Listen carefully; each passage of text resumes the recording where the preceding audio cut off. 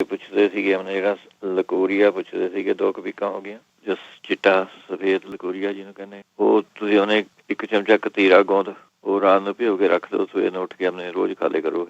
ਇਹ ਇਹਦੇ ਨਾਲ ਵਧੀਆ ਚੀਜ਼ ਰਹਿੰਦੀ ਹੈਗੀ। ਨਹੀਂ ਤਾਂ ਮੂੰਗੀ ਦੀ ਦਾਲ ਜਿਹੜੀ ਸਾਬਤੀ ਹਰੀ ਮੂੰਗੀ ਹੁੰਦੀ ਹੈਗੀ ਉਹਦੀ ਪੰਜੀਰੀ ਬਣਾ ਲਓ ਤੁਸੀਂ ਉਹ ਖਾ ਲਿਆ ਕਰੋ ਉਹ ਵੀ ਠੀਕ ਰਹੂਗੀ ਲਕੋਰੀਏ ਵਾਸਤੇ। ਫਿਰ 2 ਚਮਚੇ ਤੁਸੀਂ ਤੁਲਸੀ ਦਾ ਰਸ ਤੇ ਅੱਧਾ ਚਮਚਾ ਵਿੱਚੋਂ ਪੀਸਿਆ ਵਾ ਜੀਰਾ ਇਹ ਮਿਕਸ ਕਰਕੇ 2 ਟਾਈਮ ਖਾ ਲਿਆ ਕਰੋ ਲਕੋਰੀਏ ਵਾਸਤੇ। ਫਿਰ ਅਸਗੰਧ ਲੈ ਸਕਦੇ ਹੈਗੇ ਤੁਸੀਂ ਜੇ 20 ਗ੍ਰਾਮ ਅਸਗੰਧ ਲਈ ਤਾਂ ਵਿੱਚੋਂ ਇਹਦੇ 1 ਚਮਚਾ ਅਸਗੰਧ ਦਾ ਤੇ 4 ਚਮਚੇ ਮਿਸ਼ਰੀ ਦੇ ਇਹ ਮਿਕਸ ਕਰਕੇ ਇਹ ਖਾ ਲਿਆ ਕਰੋ। ਉੱਪਰ ਤੇ ਉਹਨਾਂ ਦੁੱਧ ਪੀ ਲਿਆ।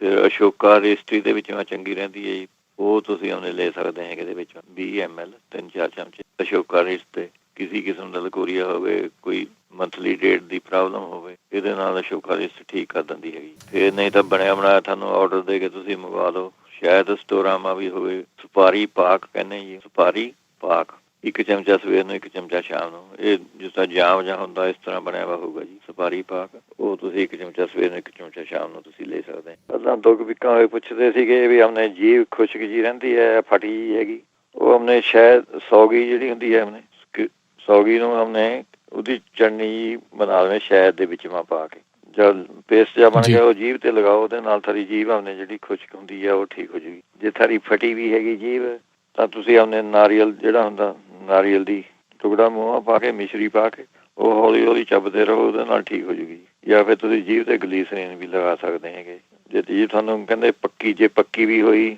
ਜੀਭ ਪੱਕੀ ਵੀ ਜਿਸ ਤਰ੍ਹਾਂ ਹੁੰਦੀ ਤਾਂ ਤੁਸੀਂ ਸੁਹਾਗਾ ਠੀਕਰੀ ਨਿਸ਼ਾਦਰ ਸੌਂਤ ਫਟਕੜੀ ਇਹ ਥੋੜ੍ਹੀਆਂ ਆਪਣੇ ਅੰਦਾਜ਼ੇ ਨਾਲ ਲੈ ਲਿਓ ਬਰਾਬਰ ਲੈਣੀਆਂ ਚੀਜ਼ਾਂ।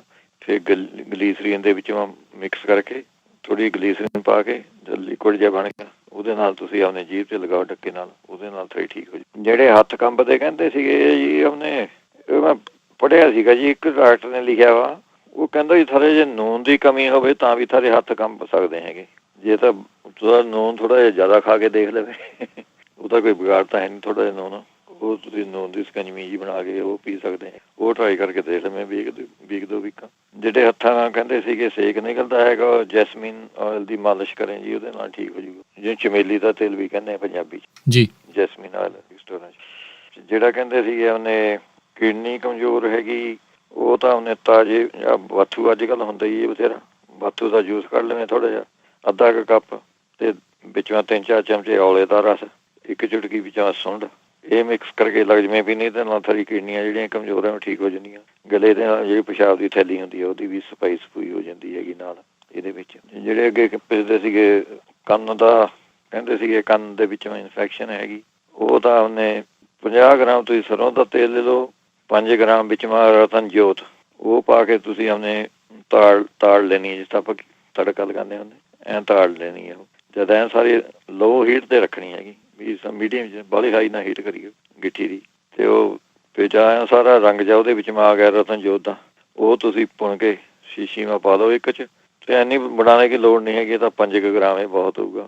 1 ਚੁਟਕੀ ਤੁਸੀਂ ਰਤਨ ਜੋਤ ਦੀ ਪਾ ਲਿਓ 5 ਗ੍ਰਾਮ ਸਰੋਂ ਦਾ ਤੇਲ ਪਾ ਲਿਓ ਇੰਨੀ ਤਾਂ ਕੀ ਕਰਨੀ 50 ਗ੍ਰਾਮ ਦੀ ਟੂ ਮੱਚ ਹੋ ਜਾਊਗੀ। ਇਹ ਤੁਸੀਂ 2 3 ਬੰਦਾ ਤੁਸੀਂ ਉਹਨੇ ਪਾਈ ਚੱਲੀਏ ਇਹਦੇ ਨਾਲ ਇਨਫੈਕਸ਼ਨ ਹੋ ਜਾਂਦੀ ਕੰਨ ਦੀ ਠੀਕ।